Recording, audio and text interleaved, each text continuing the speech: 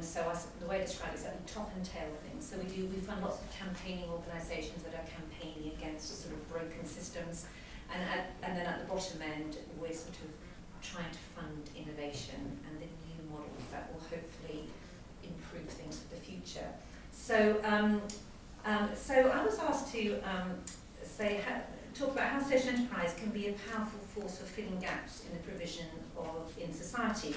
And having looked at things, looked at the people going to be pitching today, from a hard yard using fitness to bread and roses using floristry, I don't think that really is quite an apt description for what it is that you do and how important it is what you do. I don't think you fill gaps. I think that makes you sound a little bit like polyfiller. And I'm hoping that's not how you see yourselves, because that's certainly not how an organisation like Esmee would see you. And I think what we would see you as are bricks. You're bricks for building something new and different, which is very, very sorely needed for now and also for the future. You're redefining what it means to be a good business, a good organisation, and actually redefining something we hope will be a sort of a social economy rather than what it is at the moment. And I think as funders, we see ourselves as the plumbers and the polyfillers with a bunch of tools to try and help organisations like you thrive, or people like you thrive.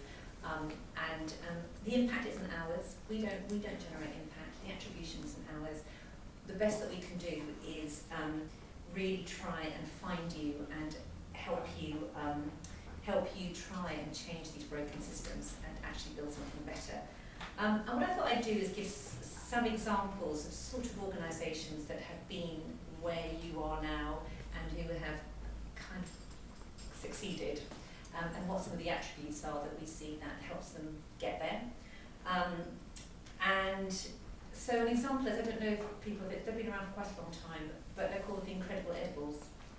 Heard of them? So they were a community group in Todmarton who just there was lots of spare land, railway stations and things, so they said, could we just use that land to grow food with the community, for the community? And now they're in 50 cities across the UK where there is just food grown, and they're so successful now that they can create a social enterprise model because there's so much food grown. So not only do people come together in communities to grow the food, to learn about growing, to actually generate food for their own communities, but they can then build a social enterprise model on the back of that. Broadband for the rural north, where quite a remote area of Lancashire had no access to broadband. And they just decided that they weren't going to wait any longer. They weren't going to wait for BT any longer. They were going to do it themselves. So they actually, volunteer community-led, kind of laid the ditches, dug the ditches, laid the cabling, and we gave them the loan to transition from a community volunteering group into a co-op model. And they're now thriving. They're in 29 parishes and they're going great guns. And it's all community-led and owned. And another one is Fair For You, who is taking on a wonderful woman called Angela, who is taking on the Wonga Whitegood model. I don't know if you know about Wonga, the sort of equivalent. And she's setting up an online version called Fair For You. And again, we started that off with a small grant, helping her build a business plan.